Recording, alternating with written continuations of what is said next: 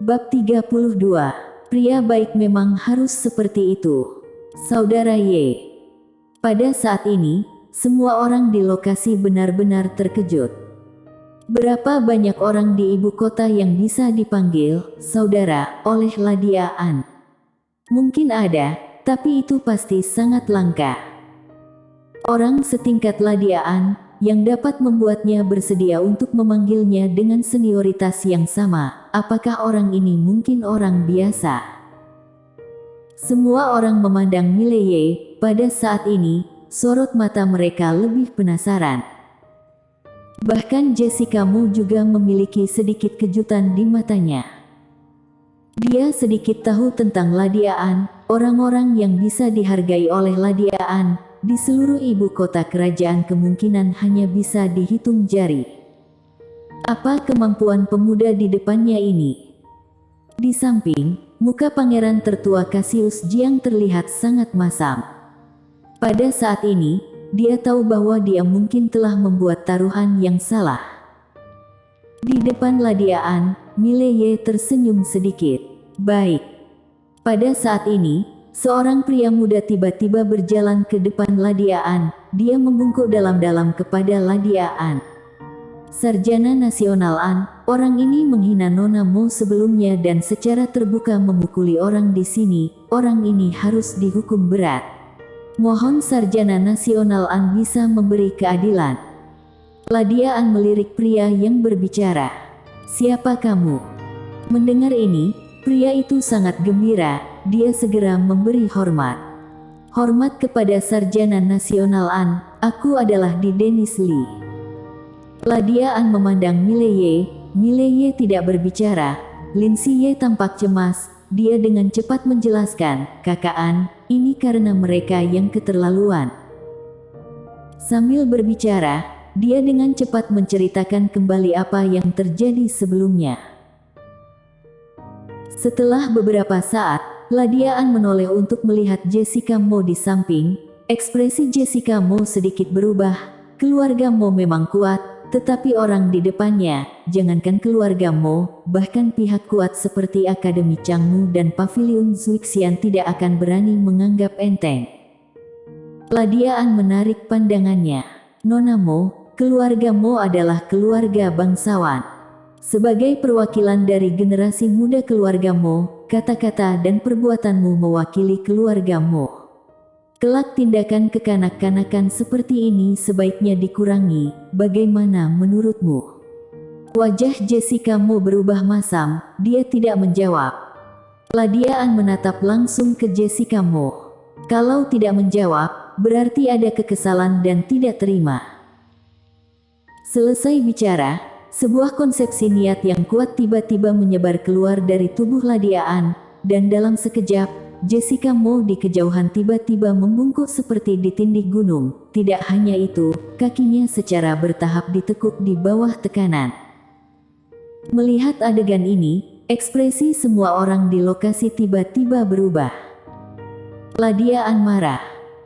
Pada saat ini, tidak ada orang di sekitar yang berani berbicara untuk membela Jessica Mo. Di bawah tatapan semua orang, Jessica Mo akhirnya berlutut di lantai, tetapi dia mengepalkan tinjunya dan mukanya terlihat ganas. Dia juga anak kesayangan yang dibanggakan. Kapan dia pernah diperlakukan seperti ini? Pada saat ini, seorang orang tua tiba-tiba muncul dari samping. Orang tua ini buru-buru membungkuk dalam-dalam kepada Ladia An. Sarjana Nasional An, Nona kami masih muda dan tidak mengerti. Kalau ada kesalahan, mohon Sarjana Nasional An untuk memaafkannya dengan melihat kepala keluarga. Terima kasih. Ladia An menarik kembali konsepsi niat, sementara Jessica Mo langsung ambruk ke lantai. Ladia An melirik Jessica Mo, lalu berkata dengan datar, kembalilah dan beritahu kepala keluarga Mo, Saudara Ye adalah temanku. Kalau keluarga Mo tidak puas dengan apa yang aku lakukan hari ini, datang saja cari aku. Kalau sampai aku dengar bahwa keluarga Mo membalas dendam pada kakak beradik saudara Ye karenaku, maka aku, Ladiaan akan pergi ke keluargamu untuk meminta keadilan bagi mereka. Orang tua itu mengangguk cepat dan membawa pergi Jessica Mo yang ada di sampingnya. Ladiaan menoleh untuk melihat pangeran tertua. Ekspresi pangeran tertua berubah sedikit. Ladiaan berkata dengan datar, "Apa pangeran tertua tahu, tidak mudah untuk mendapatkan jenius berbakat di kerajaan Jiang. Hari ini, karena keegoisan sendiri, kamu menekan bakat di negara kita. Perilaku ini benar-benar picik dan sangat bodoh." Muka Cassius Jiang terlihat agak jelek, tetapi dia tidak berani menjawab. Orang di depannya ini, bahkan ayahandanya juga akan memperlakukannya dengan sopan. Orang lain tidak tahu apa arti ladiaan bagi kerajaan Jiang, tetapi sebagai anggota keluarga kerajaan, dia tahu persis. Dapat dikatakan bahwa keluarga kerajaan Jiang dan keluarga bangsawan yang tak terhitung jumlahnya lebih memilih mengorbankannya daripada menyinggung ladiaan walau sedikit. Karena sekarang di kerajaan Jiang, hanya ladiaan yang dapat menekan para jenius gila dari negara-negara sekitar, dan karena dia, negara-negara sekitar takut pada kerajaan Jiang dan tidak berani menyerang. Mata ladiaan perlahan tertutup. "Kamu sendiri undur dari jabatan menerima siswa baru, tidak boleh menjabat di sini selama 5 tahun ke depan." Pangeran tertua membungkuk dalam-dalam, lalu berbalik dan pergi. Namun, ketika pergi, dia melirik Mileye sekilas. Ladiaan memandang Mileye. "Saudara Ye, silakan." Mileye meraih tangan Lin Siye. "Bisakah membawa adikku sekalian?" Ladiaan berkata sambil tersenyum, "Tentu saja." Dengan cara ini, di bawah tatapan semua orang, Ladiaan dan Mileye serta adiknya berbalik dan pergi. Di aula, semua orang tidak berbicara untuk waktu yang lama. Saat itu sudah malam, mereka bertiga berjalan berdampingan di jalan yang sepi. Ladiaan berkata dengan pelan, "Aku tidak pernah membayangkan bahwa saudara Ye akan memiliki hati pedang yang jernih dan memahami niat tarung. Saudara Ye yang saat ini dapat dikatakan sebagai Master Budo." Saudara Ye berkata dengan berat, "Bagaimana bisa dengan hanya melihat sekilas saja kamu bisa tahu segalanya?" Pertanyaan ini sudah ingin dia tanyakan saat di kota Kinceng. Ladiaan terkekeh. "Mataku cukup istimewa, bisa melihat esensinya." Melihat Ladiaan tidak banyak bicara, Mileye tidak bertanya lebih banyak. Ladiaan berhenti. Dia berdiri di seberang Mileye, kota pembatas dunia, orang yang membunuh kavaleri lapis baja hitam Tangguo dan berani memblokir ribuan kavaleri lapis baja hitam sendirian. "Itu kamu, kan?" Mileye sedikit terkejut. "Kamu, bagaimana kamu bisa tahu?" Ladiaan berkata sambil tersenyum, "Putri ke-9 adalah sahabatku. Dia memberitahuku apa yang terjadi hari itu, seorang pemuda berbaju hijau dan seorang adik perempuan. Aku yakin itu pasti kamu." Di samping Mileye, Lin Siye tersenyum manis dan memeluk erat lengan Mileye. Ladiaan berjalan perlahan ke depan. "Saudara Ye, ibu kota kerajaan ini sangat rumit, semua orang bertindak hanya untuk keuntungan, ada berapa banyak orang yang peduli dengan urusan negara. Orang-orang yang ada di aula hari ini kalau ditempatkan di kota pembatas dunia hari itu, takutnya tidak akan ada yang maju seperti saudara Ye." Mileye berkata dengan pelan, "Nona An sangat peduli dengan kerajaan Jiang." Ladiaan berkata sambil tersenyum, "Ada negara baru ada keluarga baru ada orang. Yang aku pedulikan bukanlah keluarga kerajaan Jiang, tetapi negara ini, kamu mengerti?" Mendengar ini, Mileye mengangguk. "Aku paham." Faktanya, dia setuju dengan Ladiaan mengenai hal ini.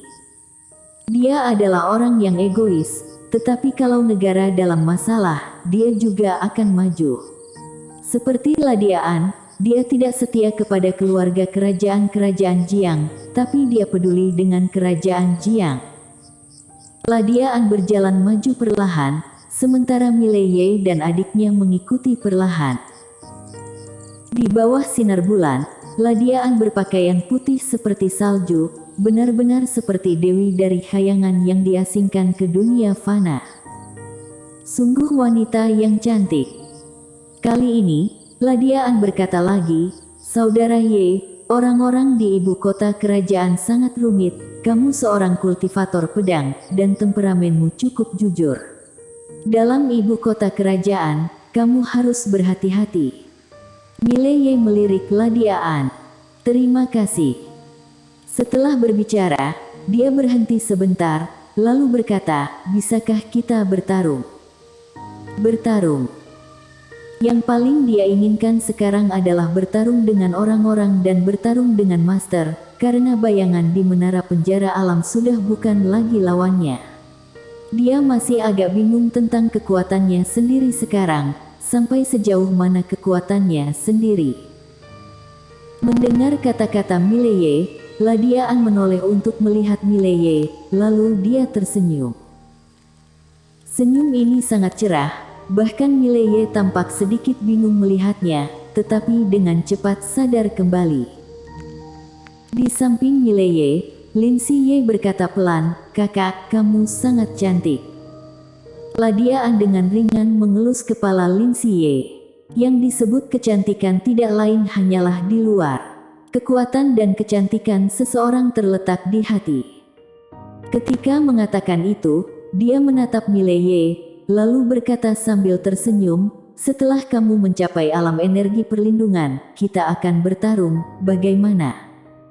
Alam energi perlindungan. Mileye berpikir sejenak, lalu mengangguk. "Oke." Ladian berhenti melangkah. "Saudara Ye, kita berpisah di sini." Mileye memberi salam pada Ladian. "Nona An, sampai ketemu." Setelah selesai berbicara, dia menarik Lin Siye dan berbalik untuk pergi. Lin Siye memberi isyarat kepada Ladian dengan jahil. Jelas, dia sangat menyukai Ladian. Melihat Mileye dan adiknya menghilang di ujung jalan, Ladian mengalihkan pandangannya dan terus bergerak maju. Seorang orang tua muncul di sampingnya. Orang tua itu berkata dengan berat, "Nona, semakin dekat kamu dengannya, akan semakin banyak masalah yang dia hadapi." Ladian berkata dengan pelan, "Tetua Ling, katakan pada mereka, siapapun yang berani mencari masalah dengan kakak beradik itu karena aku tidak akan mengampuninya." Tetua Ling tersenyum getir. "Nona, kalau kamu tidak mendekatinya, tidak akan ada masalah, kan?" Ladian berkata dengan pelan, "Menurutmu dia tidak pantas berteman denganku?" Tetua Ling menggelengkan kepalanya. Orang ini sudah memahami niat tarung di usia semuda ini, bahkan memiliki pikiran pedang yang jernih. Bakat dan kesempatan ini sangat langka. Kalau Nona hanya berteman dengannya, dia lumayan memenuhi syarat, tetapi kalau sampai di sini, dia tidak mengatakan apa-apa lagi.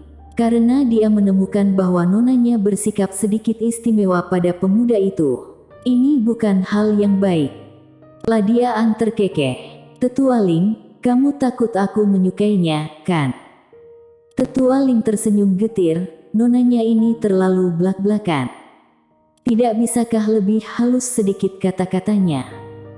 Ladian menoleh dan melirik ke tempat Mileye dan adiknya menghilang. "Aku bertemu orang ini di kota Qingcheng, kasih sayangnya kepada adiknya membuatku kagum, ditambah soal kota pembatas dunia, aku tidak lagi hanya mengaguminya." Sambil mengatakan itu, dia melihat ke belakang dan tersenyum. Pria baik memang seharusnya begitu. Mendengar ini, wajah Tetua Ling tiba-tiba menjadi suram. Sedangkan Ladian sudah pergi jauh. Berdiri diam, Tetua Ling menghela napas. "Anak muda, sebaiknya kamu tidak berpikiran macam-macam. Kalau tidak, kamu akan hidup sangat susah, bahkan sengsara." Tidak ada yang tahu kengerian nonanya lebih baik dari dia. Kalau ingin bersama nonanya, identitas, kekuatan, bakat, dan latar belakang semuanya sangat diperlukan.